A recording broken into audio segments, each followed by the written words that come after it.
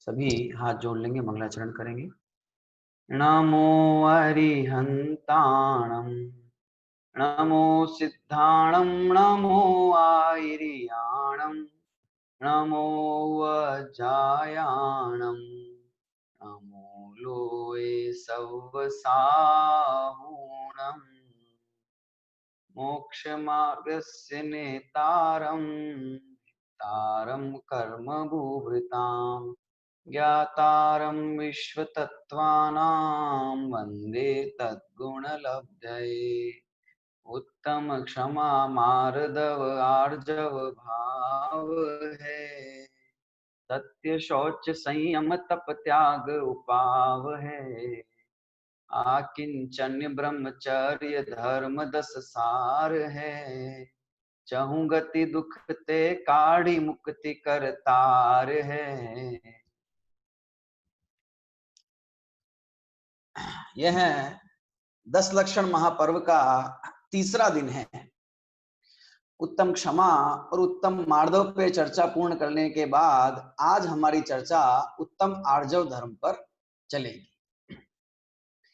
जैसे उत्तम क्षमा और उत्तम मार्दव ये आत्मा के स्वभाव हैं, वैसे ही उत्तम आर्जव भी आत्मा का स्वभाव है। क्रोध के अभाव का नाम क्षमा, मान के अभाव का नाम मार्दव, उसी तरह माया कषाय के अभाव का नाम आर्जव है। क्या है ये आर्जव और कैसी होती है मानव जीव की प्रवृत्ति और किस प्रकार आर्जव सुख स्वरूप है और कैसे हम अपनी आत्मा में इस आर्जव धर्म को प्रकट करें, इन सब विषयों पर आज हम चर्चा करेंगे। और सर्वप्रथम हम पंडित दयानंद राय जी कृत पूजन का जो अर्घ्य है उसे लेते हैं और उसके आधार पर अपनी बात करते हैं।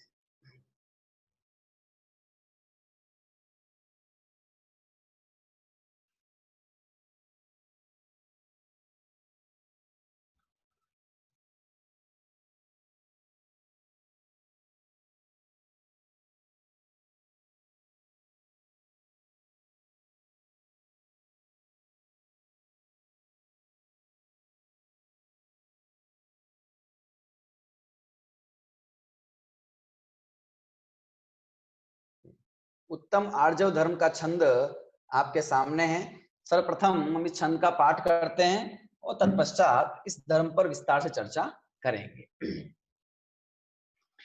कपट न कीजे कोय चोरन के पुर ना बसे सरल सुभावी होय ताके घर बहु संपदा उत्तम आर्जव रीति बखानी रंचक दगा बहुत दुखदानी मन में हो यसो वचन उचरिए वचन हो यसो तन सो करिए करिए सरल तिहु जोग अपने देख निर्मल आरसी मुख करे जैसा लखे तैसा कपट प्रीति अंगारसी नहीं लहे लक्ष्मी अधिक छल करी कर्म बंध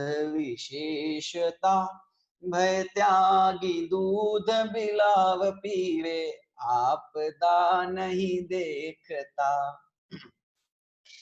इस छंद में पंडित दयानंद राय जी ने आर्जव धर्म की चर्चा की है और आर्जव से रहित इस जीव की क्या प्रवृत्ति होती है उसे भी बताया है।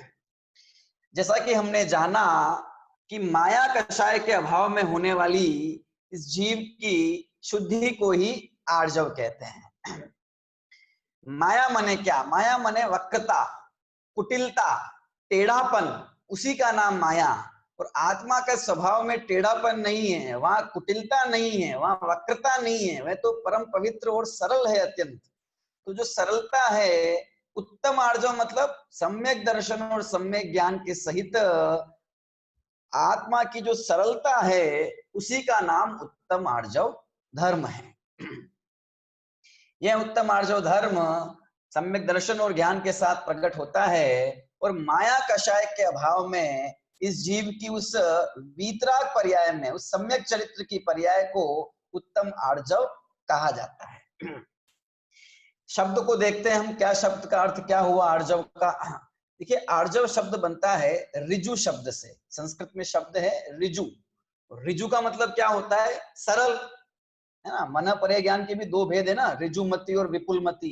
तो ऋजुमति वही है ना, सरल, ठीक है। तो वहां भी हमने जाना सरल, तो यहाँ भी सरल।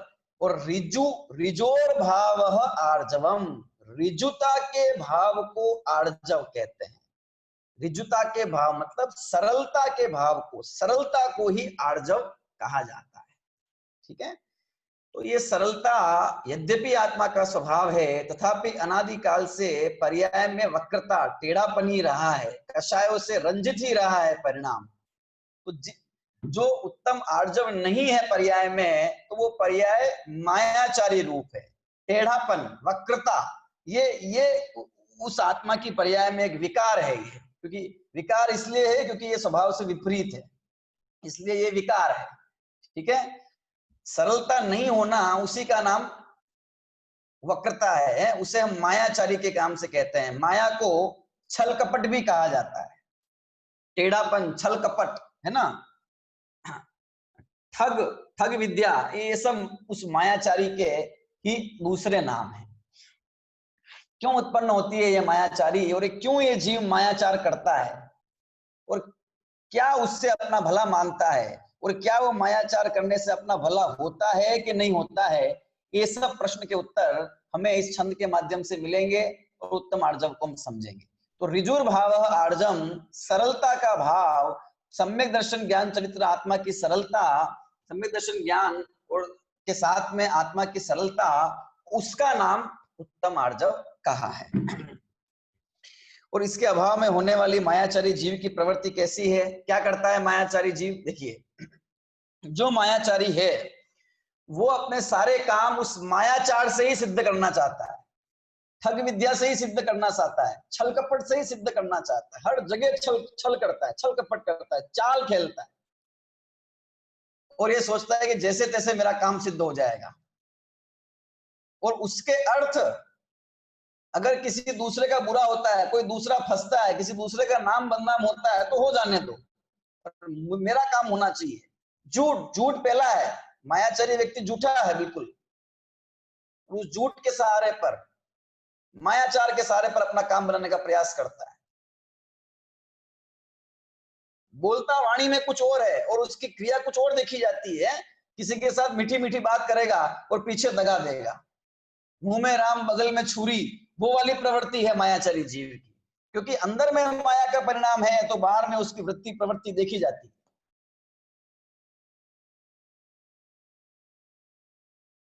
अपने गुरु हैं, बड़े हैं, सज्जन हैं, उनके साथ भी छल करने में देर नहीं करता, और छल से अपना कार्य सिद्ध नहीं होता जाने तो दुखी होता है, अंगघात करता है, मर तक जाता है।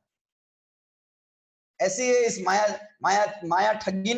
माया ठगिनी ने सगा ठगा सारा ये संसार, आता ना सा। अभी हम समझेंगे कि किस प्रकार, ये तो बहुत बाहर की बात हो गई। देश शास्त्र गुरु के विषय में भी कैसे ये मायाचार हम करते हैं, कैसे चलता है मायाचार। देखिए कैसे है मायाचारी जीव की प्रवृत्ति।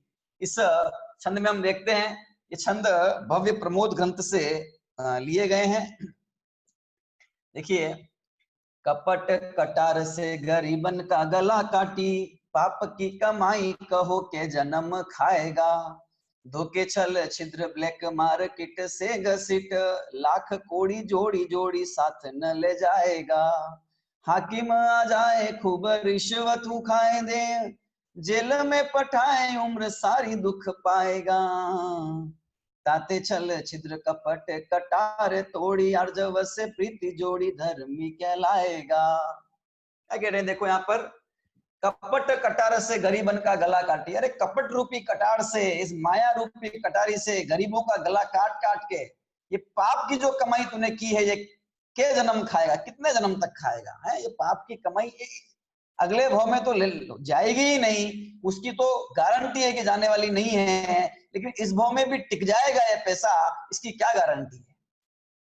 क्या अगले क्षण है करोड़पति रोड़पति नहीं हो सकता, सब कुछ खत्म नहीं हो सकता?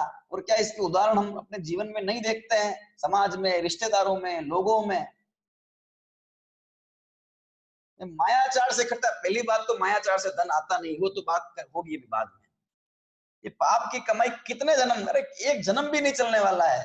और जिसके लिए जो पाप किया वो पाप तो जन्म जन्म तक जाएगा साथ में, उसके जो कर्म बंधा है। लेकिन वो पाप करके जो धन मैंने कमाया है, यद्यपि मैं पाप से नहीं आया है, आया किसी उदय विशेष से कर्म के, लेकिन मैं जो ये मान रहा हूं कि वो पाप से आया, वो तो अगले भव तक नहीं जाने वाला ना साथ में।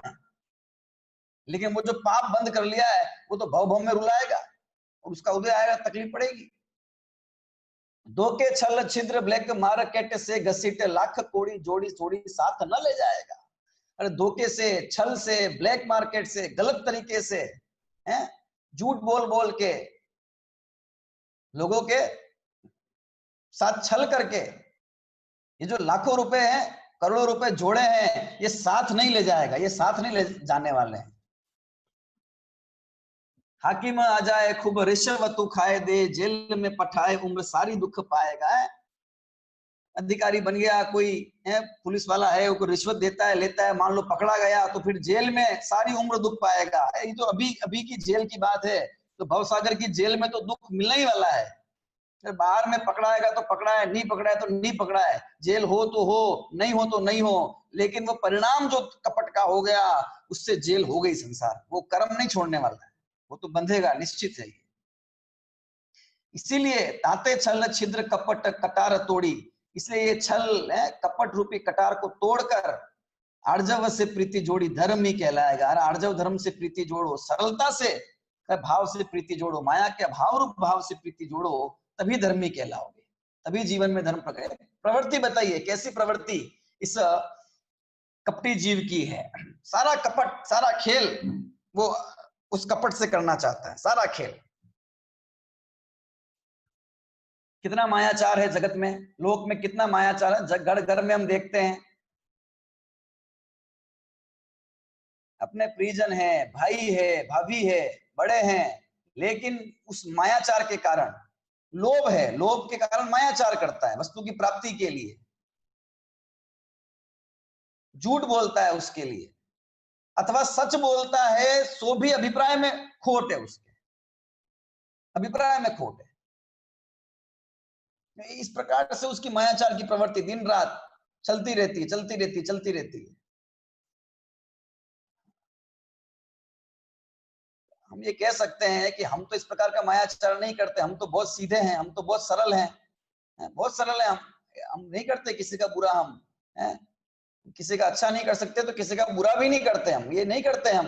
अब देखें हम जरा गहराई से कि कहाँ मायाचार, अगर नहीं है तो फिर हमें निष्माया हो जाना चाहिए, माया रहित हो जाना चाहिए। फिर तो वितरागी अवस्था है। क्या वितरागी अवस्था नहीं है तो फिर है मायाचार। शोधना पड़ेगा, देखना पड़ेगा कि क्या प्रवृत्ति, कौन सी प्रवृत्ति मायाचार है।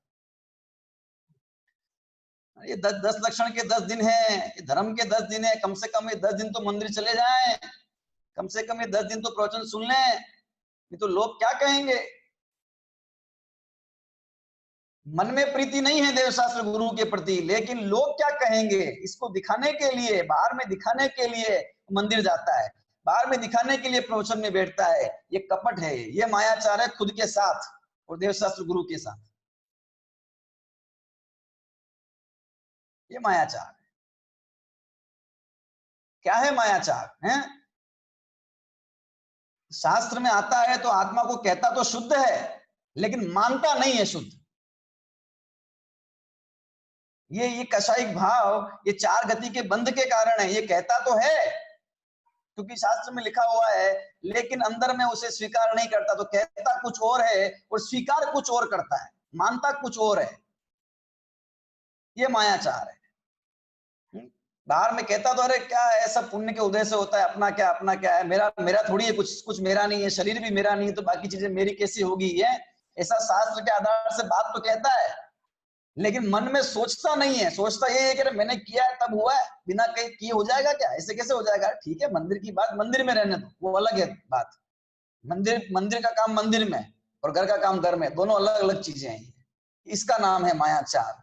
अरे ज्ञानी के जीवन के दो पहलू होते ही नहीं है, उसके जीवन का तो एक ही पहलू होता है, दो पहलू नहीं होते। एक मंदिर का अलग और घर का अलग, दो नहीं होते कि मंदिर में उसकी वृत्तियां, उसकी चित्त भूमि, उसके भाव अलग है और घर पे उसके भाव अलग। उसके जीवन का तो एक ही पहलू है, वो तत्व ज्ञानमयी है। मंदिर में हमारा चेहरा अलग है बिल्कुल, और घर पर, दुकान पर, बाजार में हमारा चेहरा अलग है बिल्कुल। तो ये दो चेहरे जिसके हैं, वो वृत्ति का नाम मायाचार है। मुखोटे लेकर मंदिर में जाते हैं, कवि तो कह बैठा है, लिखा उसने कि ए मंदिर में जाने वालों, अपना चेहरा तुम बतलाओ, नकली मुखटा बाहर छोड़ो, पीछे तुम मंदिर में जाओ। कि असली चेहरे के साथ जाओ मंदिर। अपने अपने परिणाम में होने वाला जो राग द्वेष है, अपने परिणाम में होने वाली जो गलतियां हैं, मेरे जो विकार हैं, जो मेरी कमजोरियां हैं, उसे मैं स्वीकार ही नहीं करूं, मानता ही नहीं हूं और उसकी लाग लपेट करता हूं, उसको बचाना चाहता हूं। अरे होता है, इतना तो होता है, चलता है, इतना तो चलता है, इतना तो होता है, गलत थोड़ी है, मैं सही तो हूं।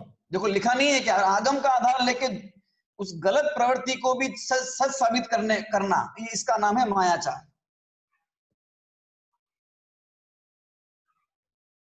गलती को गलती नहीं मानना और उसको सही साबित करने का प्रयास करना, इसका नाम है मायाचार। क्योंकि है जैसा जैसा है नहीं वैसा बताना चाह रहे हैं, कपट कर रहे हैं। ये मायाचार की प्रवृत्ति जीवन में है कि नहीं, विचार करें हम। दूसरों के साथ मायाचार सबसे पहले खुद के साथ में, सारी कषाएं खुद के साथ में होती है, दूसरों के साथ नहीं होता कुछ। दूसरों के साथ तो उनके पुण्य पाप की वजह से होता है सारा काम, लेकिन ये कषाय मेरा बिगाड़ करती है। इसलिए लिखा है यहाँ पर, देखिए क्या लिखा है, कपट न कीजे कोई, चोरन के पुर ना बस। अरे कपट मत कीजिए, कोई भी कपट मत कीजिए, छल कपट का भाव मत कीजिए, क्योंकि इस मायाचारी से कुछ धन एकत्रित होने वाला नहीं है। देखो, चोरन के पुर ना बसे, जो चोर होते हैं ना, चोर, उनके पुर नहीं होते। पुर मतलब उनके शहर, उनके गांव नहीं बसा करते, उनके गांव नहीं बसा करते। उनके गांव कैसे बसेंगे, वहां सब एक दूसरे पे शक करेंगे कि ये मेरी चोरी कर लेगा, ये मेरी चोरी कर लेगा। तो छल कपट करने से, मायाचारी करने से कुछ नहीं होता है। चोरन के पुर ना बसे, चोरों के घर नहीं बसते, उनके शहर नहीं बसा करते। सरल स्वभावी होए ताके घर बहु संपदा। जो सरल स्वभावी होता है उसके घर पर बहुत संपदा होती है, वो बहुत संपत्तिवान होता है। ये बात समझ नहीं आई, दूसरी लाइन बिल्कुल समझ नहीं आती है। सरल स्वभावी के यहाँ कहाँ संपदा है? दुनिया जब हमने देखा तो हम तो ये समझ में आता है कि जो चालाक है, चतुर है, छल करता है, भ्रष्टाचार करता है, मायाचार करता है, व्यापार में जितनी मिलावट करता है वस्तुओं के अंदर, जितना मीठा मीठा बोलता है ग्राहकों के साथ में, जितना ऊपर नीचे करता है, उसको उतना ही पैसा मिलता है, वो उतना ही पैसा कमाता है, धन कमाता है। नौकरी में भी जो चापलूसी करता है बॉस की, उसको प्रमोशन मिल जाता है। तो संपदा तो उसके घर में है, बेचारा जो सरल है, सीधा है, भोला है, उसकी तो कोई पूछ भी नहीं करता है। कौन पूछता है भोले भाले आदमी को? अरे वो तो बहुत सीधा है बेचारा, है, वो तो गाय है लड़की बिल्कुल। घर में भी जो है चालाक स्त्री होती है वो अपना आधिपत्य स्थापित कर देती है। तो हमें तो नहीं लगता है कि सरल स्वभावी के घर में बहुत संपदा होती है। हमें तो ऐसा लगता है कि जो कुटिल भाव वाला होता है, संपदा सब उसी को मिलती है। अरे तत्व ज्ञान के नजदीक आओगे तो इसका जवाब मिलेगा। अरे बाहर में भ्रष्टाचार करने वाला, पापाचार करने वाला, टेढ़ा आचरण करने वाला, जब तक उसके पुण्य का उदय है पूर्व में किया हुआ, तब तक ये चाल सारी उसकी चलती है, उसको उसको उसका निमित्त कहा जाता है संपदा का। और जब पाप का उदय आएगा तो वो मायाचार धरा का धरा रह जाएगा और सब कुछ चला जाएगा, सब चला जाएगा। तो वो बाहर में मिलना नहीं मिलना, वो सब पुण्य के उदय का खेल है। और वर्तमान में जो ये मायाचार का पाप का परिणाम है, ये तो निश्चित रूप से दुर्गति का बंध करता है। सतवार सूत्र में लिखा है ना, माया तेर्यग योनस्य, कि तिर्यंच गति के बंध का कारण क्या है? कि मायाचारी, मायाचारी से तिर्यंच गति का बंध होता है। मतलब वहां कितनी धन संपत्ति वैभव कितना क्या मिलेगा, कपड़े ही नहीं मिलेंगे शरीर पे, बाहर के धन वैभव की तो बहुत दूर की बात है।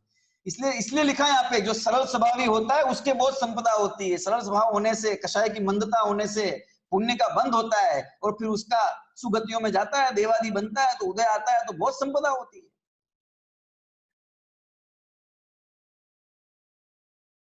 और वैसे भी पुण्य के उदय से काम होते हैं सारे। चक्रवर्ती कौन सी मायाचारी करता है, लेकिन कोई कमी है चक्रवर्ती के? ये राजा तीर्थंकर सारे छत्री हुए, राजा हुए, क्या कमी थी वैभव की? और मायाचार बिल्कुल नहीं था। समझे बात को, गहराई से समझ में आएगा। इसलिए ये लौकिक चक्कर में नहीं उलझे हैं, ये जिनवाणी की बात सुने, ये बात अलग है वहां से बिल्कुल, लेकिन बहुत काम की बात है, बहुत दम की बात है। क्या क्या देखो आगे। उत्तम आर्जव रीति बखानी, रंचक दगा बहुत दुखदानी। उत्तम आर्जव रीति बखानी, उत्तम आर्जव जो रीति कही गई है, उत्तम आर्जव जो परंपरा, जो धर्म कहा गया है, ये बहुत सुखदाई है। और दुखदाई क्या है कि रंचक दगा बहुत दुखदाई।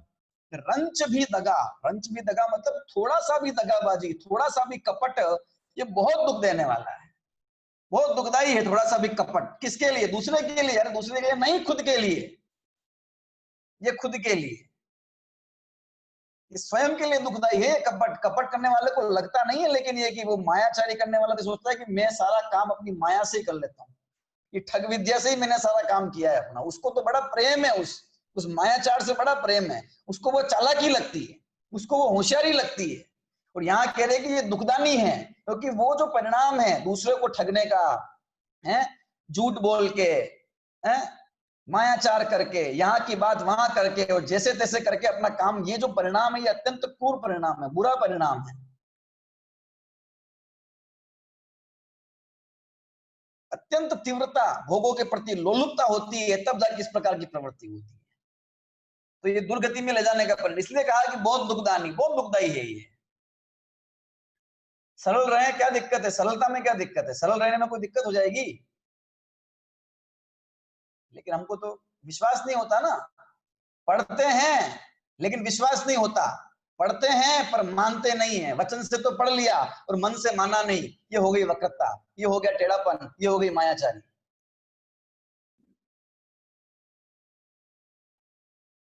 किसका नाम है आर्जव और किसका नाम है माया? माया मतलब टेढ़ापन है ना।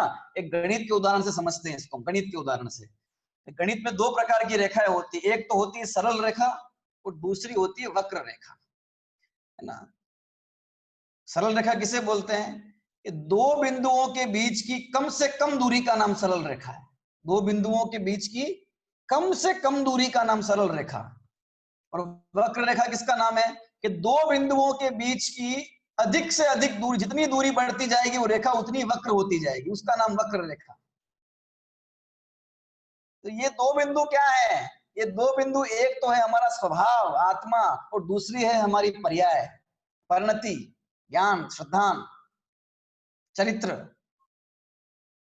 ये दो बिंदु हैं। तो स्वभाव और पर्याय के बीच की कम से कम दूरी, कम से कम दूरी मतलब जितनी पर्याय हमारे स्वभाव की ओर ढली है, जितना उसने आत्म स्वरूप को जाना है, वो उतनी ही सरल होती जाएगी, सरल होती चली जाएगी, और एक दिन उसमें एकाकार हो जाएगी।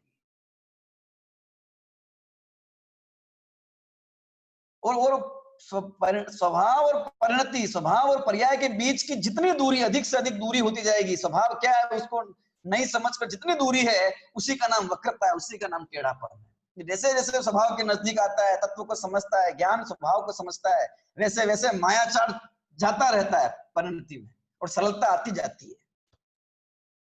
सरलता इसलिए है क्योंकि टेढ़ापन करके करना क्या है? उससे होगा, उससे हो, देखो बाहर में कुछ लब्धि होगी नहीं, मिलेगा कुछ है नहीं मायाचार से, और मन में परिणाम खराब होते रहेंगे, जीव दुखी होता रहेगा। है कोई विश्वास नहीं करता मायाचारी का। अरे घर के लोग विश्वास नहीं करते, बाहर दूर की बात है, पति पत्नी बच्चे तक विश्वास नहीं करते। विश्वास खो देता है मायाचारी, क्या भरोसा है इसका? मैत्री खो देता है। लुब्धस्य नश्यति यशः पिशुनस्य मैत्री, नष्ट क्रियस्य कुलमर्थ धरस्य परस्य धर्म। क्या कहा है? नीति का वाक्य है ये। लुब्धस्य नश्यति यश, लोभी व्यक्ति का यश नष्ट हो जाता है। वो कल आएगी बात लोभ की। और पिशुनस्य मैत्री, जो पिशुन है, चुगलीखोर है, माया करता है, कपट करता है, उसकी मैत्री नष्ट हो जाती है, वो दोस्ती खत्म हो जाती है। अनेक प्रकार से दुख देने वाला है। तो क्या करें कि मन में होए सो वचन उचरिए, वचन होए सो तन सो करिए। बड़ा सार है इस पंक्ति का कि इसलिए क्या करो कि जो मन में हो सो वचन में उचरिए, वचन में बोलिए। जो मन में है वो वाणी में बोला कीजिए। मन में कुछ और वाणी में कुछ और, ऐसा ठीक नहीं है। और वचन होए सो तन सो करिए, और जो वाणी से बोला है वैसा ही तन से करना चाहिए, शरीर से करना चाहिए। मतलब मन वचन काय की एक रूपता होनी चाहिए, इसी का नाम आर्जव है। जब हम गहराई से इस पंक्ति पर विचार करते हैं तो हमारे कई पहलू हमारे सामने खुलते हैं। क्या मन वचन काय की एक रूपता का नाम ही आर्जव धर्म है? क्या आर्जव धर्म के लिए मन वचन काय का होना जरूरी है? अगर मन वचन काय की एक रूपता का नाम ही आर्जव धर्म है और मन वचन काय की विरूपता का नाम, वक्रता का नाम ही मायाचारी है, जिनके मन वचन काय नहीं है फिर उनके आर्जव धर्म नहीं कहा जा सकता है। कैसे कहेंगे बताओ? जब उनके मन वचन काय ही नहीं है तो फिर उनकी एक रूपता की बात कहां रही? मन में हो सो वचन उचरिए, और वचन हो सो तन सो, तो होना चाहिए ना मन, वचन होना चाहिए। पर जिनके है ही नहीं, क्या ऐसा भी कोई है कि है ना? कौन है ऐसे कि जिनके ना मन है ना वचन है ना काय? सिद्ध भगवान है ना? ना मन है ना वचन है ना काय। और बताओ उत्तम आर्जव है कि यार? उत्तम आर्जव का श्रेष्ठ उत्तम आर्जव तो उन्हीं को है। उनमें चरित्र है ना, वीतराग परिणति प्रति समय वर्तती है। ना मन भी नहीं है, वचन भी नहीं है, काय भी नहीं है, तो भी उत्तम आर्जव है। देखिए और देखिए, मन वचन काय होने पर ही ये होगा। तो विचार करें, आचार्य उमा स्वामी ने दो प्रकार के बताए जीव, समनस्का मनस्का संसारी जीव। एक मन वाले हैं, दूसरे मन से रहित हैं। अभी मन वचन काय की एक रूपता मतलब मन होना चाहिए ना। तो जिनके मन नहीं है तो उनके फिर कुटिलता होगी कहाँ मन वचन काय की? टेढ़ापन होगा कहाँ? तीनों में असमानता होगी कहाँ? तो फिर जिनके मन नहीं है उन सबको भी हमको ये मानना पड़ेगा कि वे भी उत्तम आर्जव धर्म के धारी हैं। एक इंद्री से लेकर और चार इंद्री तक के जीव, असंगी पंचेंद्री तक के जीव, सबके मन नहीं है। बताओ उनमें से माया कषाय किसके नहीं है? कि सबके है, एक के भी नहीं है, ऐसा हो ही नहीं सकता, क्योंकि उनमें से किसी के संग दर्शन नहीं है। तो उत्तम आर्जव की तो बात ही नहीं है। उन सबको उत्तम आर्जव का धारी मानना पड़ेगा। किसी के मन है ना, मन वचन काय तीनों है, किसी के मन नहीं है, केवल वचन और काय है, तो ऐसी स्थिति में भी फिर आर्जव नहीं हो, उसको कपट नहीं मानना पड़ेगा कि मन वचन काय की विरूपता क्या है। बताओ, अब ये मन रहित जितने भी जीव है, और ऐसे भी जीव है कि जिनके एक ही चीज है केवल, क्या कि मन वचन काया है, केवल ना वचन है ना काया, वचन है ना मन है। एक इंद्रिय जीव ऐसे ही है सारे, सिर्फ काय और कुछ नहीं है, वचन और मन है ही नहीं। तो उनके तो हो जाएगी ना एक रूपता, क्योंकि जब तीन चीजें हैं ही नहीं तो फिर मन में कुछ और, वचन में कुछ और काया में ये बात बनेगी कहाँ वहां पर? तो वहां तो हो जाएगी एक रूपता। खाली काया ही काया है कि नहीं? जैसे कोई है, दुकान पे तीन व्यापारी हो और किसी वस्तु का मूल्य एक जना तो बताए 10 रुपया, दूसरा बताए 12 और तीसरा बताए 14, तो हम कहेंगे ये क्या लूटमारी मचा रखी है? एक तीन लोग एक बात तो बोलो, ये ठग हैं, ठगते हैं, तो ठग ठग दे। और वो 5 रुपए की वस्तु को अगर तीनों की तीनों 15 रुपए की बताए तो फिर वो सही हो जाएगा, वो मायाचारी नहीं कहलाएगी, वो झूठ नहीं होगा। ठीक वैसे ही बात है कि अगर सिर्फ काया भी है तो भी है, एक भी चारों कषाय में से एक भी कषाय नहीं है एकेंद्री के, ऐसा वचन नहीं आता है। सब जगह ये कषाय इनके होती है। कृष्ण नील कापोत, ये तीन लेशा कही ना उनके, ये तीव्र लेशा ही होती है, अशुभ लेशा ही होती है इनके। इसलिए उनके भी मायाचारी पाई जाती है, लेकिन उनकी मायाचारी प्रकट में नजर नहीं आती, दिखती नहीं है ना। अत्यंत सूक्ष्म है वे जीव, और नजर नहीं, आगम से हम स्वीकार करते हैं उसको। तो मन वचन और काय का होना और नहीं होना ये आर्जव धर्म और मायाचारी का कारण नहीं है, क्योंकि मन वचन और काय ये तो शरीर के धर्म है, ये तो शरीर है, ये शरीर पौद्गलिक रचना है। और मायाचारी जो है और आर्जव धर्म जो है वो तो आत्मा का धर्म है, और माया भी आत्मा का विकार है।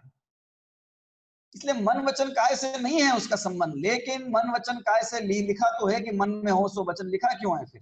कि देखिए बात ऐसी है कि यद्यपि ये आत्मा का विकार है तथापि ये प्रकट मन वचन काय रूप से होता है ना। ये व्यक्ति मायाचारी है, ये उसके वचन और काय से हमें जानने में आता है। मैं स्वयं अपनी मायाचार को अपने मन के माध्यम से होने वाले विकारों से जानता है, तो उसका प्रकटपना इन मन वचन काय से होता है। इसलिए व्यवहार से ऐसा कहा जाता है कि मन वचन काय की विद्रूपता का नाम है, उसका नाम तो माया है और इनकी एक रूपता का नाम आर्जव है। इसलिए ऐसा कहा जाता है क्योंकि समझाने वाले भी मन वाले हैं और जिनको समझना है वे भी मन वाले हैं। क्योंकि पंडित जी है ना, संगीत पंचेन समझा रहे हैं हमको, और जिनको समझा रहे हैं वो भी, क्योंकि जिनके मन नहीं उनको तो समझा ही नहीं सकते। शिक्षा का व्यवहार वहां कहाँ होता है, सिखाया कहाँ जा सकता है? जिनके मन ही नहीं उनको बात ही नहीं है, चर्चा ही नहीं है। इसलिए भी ऐसा वचन व्यवहार से आता है। दूसरी बात ये भी है कि भाई मन में हो सो वचन उचलिए, वचन हुए सो तन सो करिए। अरे ये बात किसके लिए कही है? देखो जब 10 धर्मों की चर्चा की तो मुख्यता से तो मुनिराजों की अपेक्षा है, तथापि श्रावक को भी उसको जीवन में धारण करना, इसलिए उसके लिए भी बात आती है। तो उन मुनिराजों के लिए है कि जिनका मन इतना पवित्र है कि मन की बात अगर वाणी में आ जाए तो फूलों की वर्षा हो जाए, और जो वाणी में बोला है वो तन से हो जाए तो जगत निहाल हो जाए। ये उनके लिए बात है, ये उनके लिए बात है कि जिनके लिए हम कहते हैं दिन रात आत्मा का चिंतन, मृदु संभाषण में वही कथन, निर्वस्त्र दिगंबर काया से भी प्रकट हो रहा अंतर मन। दिन रात जो आत्मा का ही चिंतन करते हैं, उसी की चर्चा करते हैं, उसी में लीन रहते हैं, और तो उनकी वाणी में क्या है?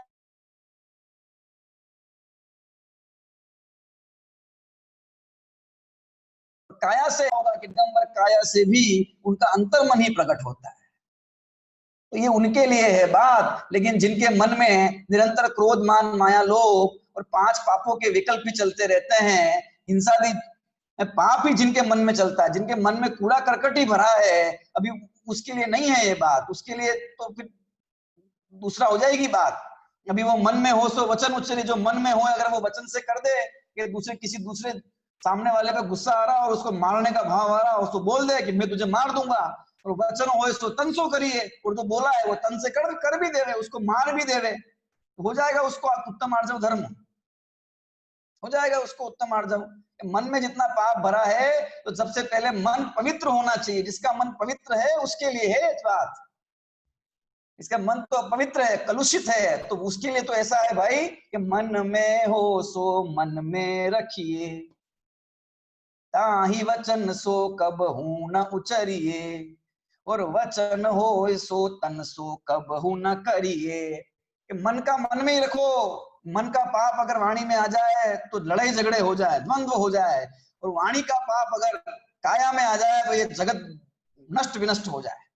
इसलिए मन का मन में रखो, वाणी में मत लाओ। तो कदाचित कषायवश वाणी में ले भी आए हो उस विकार को, तो कम से कम शरीर से तो वैसी पापादि काम मत करो। ये उनके लिए नहीं है। तुम्हारा मन पवित्र हो तो ये मन को पवित्र करने की भी बात है। इसके इतना पवित्र हो जाए मन कि वो वाणी में आ जाए तो निहाल हो जाए जगत, और क्रिया में आ जाए तो फूलों की बारिश हो जाए। करिए सरल तिहु जोग अपने देख निर्मल आरसी है। सरल अपने तीनों जोग, अपने तीनों ही योग, मन वचन काय योग, ये तीनों ही अपने सरल कर लीजिए। ठीक है। देख निर्मल आरसी, उदाहरण दिया देख, जैसे कि आरसी, आरसी मतलब दर्पण। जैसे कि जो निर्मल दर्पण होता है उसमें कैसा होता है कि मुख करे जैसा लखे तैसा, कि जैसा मुख सामने करते हैं वैसा ही उस दर्पण में आ जाता है। उसी प्रकार से जैसा मन में हो वैसा ही वचन में हो, जैसा वचन में हो वैसे ही हमारे कायम में होना चाहिए। कांच के समान बिल्कुल साफ होना चाहिए हमारा व्यवहार। ये बात है यहाँ। तो उसके लिए मन पवित्र होना चाहिए सबसे पहले, नहीं तो फिर ये लाइन हमारे लिए सेट नहीं हो पाएगी मन में होए वाली, है ना। कपट प्रीति अंगारसी, क्योंकि कपट की जो प्रीति है, मायाचार से जो प्रीति है, मायाचार तो अच्छा लगता है, ये अच्छा नहीं है। ये अंगारसी, अंगारे के समान है, जलते हुए अंगारे के समान। क्योंकि जो कपटी व्यक्ति है, मायाचारी है, वह सदा आशंकित रहता है कि मेरा मायाचार पकड़ा जाएगा, मैंने जो छल कपट किया है वो पकड़ा जाएगा। उसके अंदर भय रहता है, डर रहता है हमेशा, पकड़ा जाऊंगा तो क्या होगा है। और किसी बलवान से अगर मायाचार किया हो तो वो डरता है कि पकड़ा गया तो मेरी जान पे बन आ जाएगी, तो ये सशंकित रहता है, डरा रहता है हमेशा, तो वो जलता रहता है अंदर में भय की ज्वाला से। तो ऐसा व्यक्ति तो लोक में भी कोई काम ढंग से नहीं कर सकता है, तो फिर वो आत्मानुभूति तो कहाँ कर पाएगा। वहां तो कितनी सरलता और कितनी शांति चाहिए, अशांत मन है उसका, इसलिए अंगारसी कहा है इसको। और फिर क्या लिखा, अरे क्या करनी है कपट, क्या करना है मायाचार, क्या लिखा है, नहीं लहे लक्ष्मी अधिक छल करी करम बंध विशेषता। अरे कितना भी छल कर लो नहीं लहे लक्ष्मी, लक्ष्मी की प्राप्ति अधिक छल करके नहीं होती है, धन की प्राप्ति मायाचार से नहीं होती है, वो तो पुण्य के उदय से होती है बस, और बाहर में होती है। आत्मा में कहाँ धन आता है, तो मैं तो आत्मा हूं ना, ये हमारी प्रबल प्रबल हमारी मान्यता होनी चाहिए। तो है ही नहीं तो फिर बाहर में आए कि नहीं आए। और वैसे भी मायाचार से धन आता नहीं है, तो किससे आता है कि कर्म बंध विशेषता, ये तो पुण्य के, ये तो कर्म बंध की विशेषता है, ये तो पुण्य का जो बांधा था उसके उदय से आएगा। और ये जो अभी ये वर्तमान में छल कर रहे हैं तो इसमें तो कर्म बंधने वाला है। मायाचार में माया तेरे ज्ञान से त्रिंज गति में जन्म हो जाएगा, और प्रकार के कष्ट उठाने पड़ेंगे, क्योंकि ये विकार है, विकार इस आत्मा को दुख देते हैं। इसलिए कर्म की गति को जानकर हम मायाचार से बचें।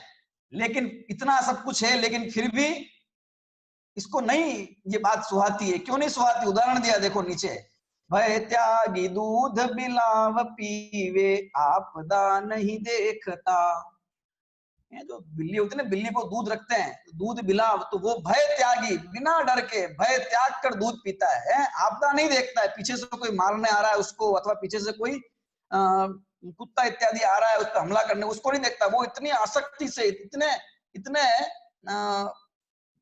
बिल्कुल अंदर लीन होकर उस दूध को पीता है कि वो आपदा नहीं देखता है पीछे। तो इसी प्रकार से जीव भी भोगों में इस प्रकार लीन होता है, उस मायाचारी के परिणाम में ऐसा लीन होता है कि कर्मों की जो आपदा आने वाली है, जो कर्म बंध के दुख होने वाला है, इस पे इसकी नजर नहीं रहती।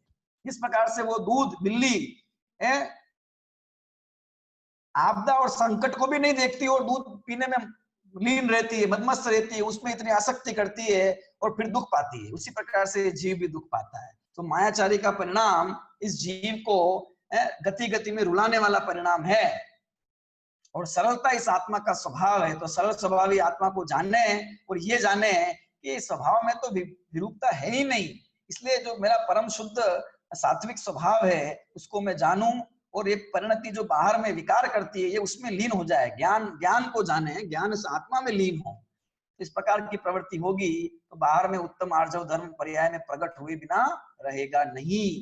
क्योंकि आर्जव मायाचार करने से कुछ लब्धि नहीं है, और वह सरलता का जो भाव है ये व्यवहार में भी हमारे जीवन में हो, और आत्मा में लीन होने पर जो वितरागता प्रकट होगी तो उससे वह निश्चय से भी हमारे जीवन में ये आर्जव धर्म प्रकट हुए बिना रहेगा नहीं। है ना, वस्तु के स्वभाव को जैसा है वैसा जाने, जैसा वस्तु का स्वभाव है, एक द्रव्य दूसरे द्रव्य का करता नहीं है, सभी कार्य अपनी अपनी योग्यता से अपने नियत समय पे होते हैं, ये है वस्तु स्वभाव। ये इसको ऐसा नहीं मानने का नाम ही कपट है, मायाचार है, इसी से दुख होता है। जैसा है वैसा जाने, और आत्म स्वभाव भी जैसा परम शुद्ध है वैसा जाने, माने और उसमें लीन हो, तो परिणाम परिणति में मायाचारी होगी नहीं, और हम भी ये माया से रहित उत्तम आर्जव धर्म के धारी होंगे। उत्तम आर्जव धर्म हमारी परिणति में प्रकट हो, इसी पवित्र भावना से आज चर्चा पूर्ण करते हैं। कोई शंका कोई प्रश्न हो तो अगली मीटिंग आप ज्वाइन कीजिए।